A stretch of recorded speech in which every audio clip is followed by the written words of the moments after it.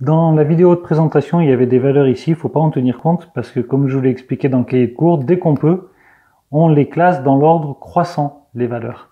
Pour le diagramme en barre, comme ça, on les aura directement dans l'ordre croissant. Ça n'a pas beaucoup d'importance dans le tableau, sauf si on veut calculer la médiane, voir le début de la vidéo de l'exercice 1 du jour 2. Mais ce qui concerne la moyenne, il n'y a aucune importance. Mais pour le diagramme en barre, c'est bien de les avoir dans l'ordre croissant. Ça a plus de sens. Alors, la plus petite valeur, 5.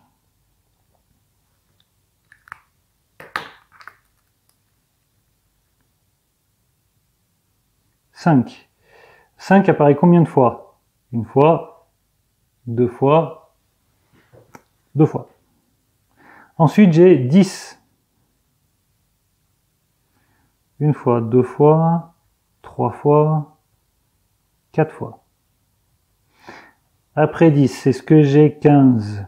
Non, mais j'ai 20 qui apparaît une fois, deux fois, trois fois, quatre fois. Après 25, 1, 2, 3, 4, 5, 6. Après j'ai 30, 1, 2, 3, 4. 30, 4 fois. Après 30, j'ai 45. Une fois, deux fois. 45, deux fois. 50, une fois. Et 60, une fois. Je vous enlèverai cette colonne. Calculez la durée moyenne du trajet des élèves de cette classe. Donc pour calculer la durée moyenne, s'il s'agit de la moyenne de la série, il y en a 2 qui mettent 5 minutes de trajet, 4 qui mettent 10 minutes. Ça ne doit pas être 20 fois, hein, le 20. Je sais pas ce que j'ai écrit. Le 20, une fois, deux fois, trois fois, quatre fois.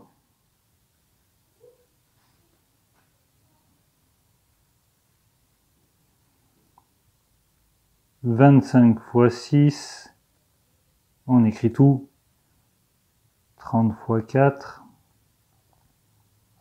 45 fois 2, plus 50, plus 60, je vais me passer du fois 1. Et on divise tout ça par l'effectif total de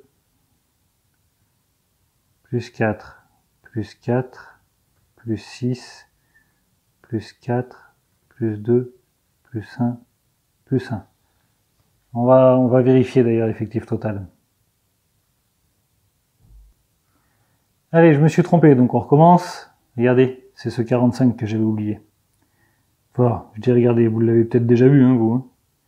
Voilà, donc 45 fois 3. Et donc ici, c'était un 3. Voilà, maintenant là j'en ai 25. La somme de tout, ça fait 25. Et ici, j'ai 25 notes. C'est bon. On y va.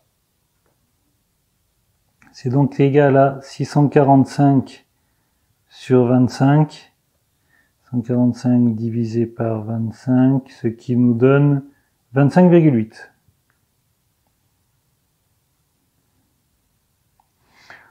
Ou c'est une durée de trajet en minutes. Le virgule 8 minutes, vous me le transformez en secondes. Allez, je vous laisse faire. Faites pause, et puis ensuite vous revenez voir la correction. Alors, soit vous me faites une règle de 3. Une minute, c'est 60 secondes. Donc 0,8 minutes. Et vous me trouvez combien de secondes ça fait. Soit vous faites directement 0,8 fois 60. Quoi qu'il en soit, ça fait 25 minutes et 48 secondes.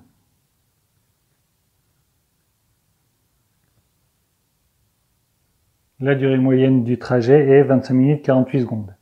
Et maintenant, il faut représenter tout ça avec un diagramme en barres.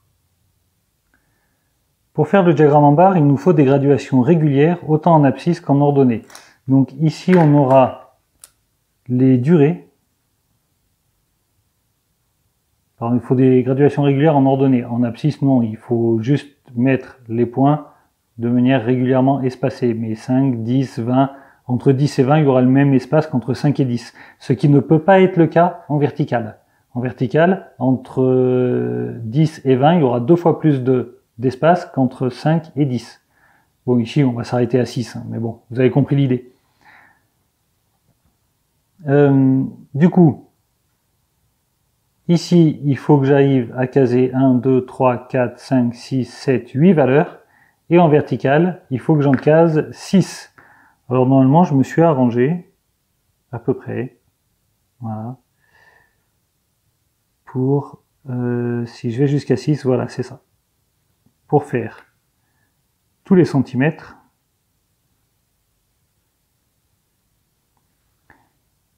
un, 2, 3, 4, 5 et 6.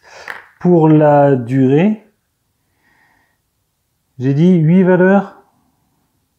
J'ai quoi? 12 cm à peu près, 13,5. Ouais, je peux faire toutes les 1,5. 300 fait 2. 4. 6. Et 8. Alors si vous avez une feuille à carreaux, c'est beaucoup mieux. Parce que là, vous allez voir que je vais être embêté quand je vais vouloir trouver la bonne valeur. Il va falloir que je parte parallèle. Donc 5, 2, je suis pas très loin, ça va. Donc le 5, il va monter jusque là. Le 10, 4. Donc le 10, il va monter jusqu'au 4. Alors j'essaie de placer ma règle parallèle. Monter jusqu'au 4. Le 20, il va monter jusqu'au 4 aussi. Le 25, il va monter jusqu'au 6.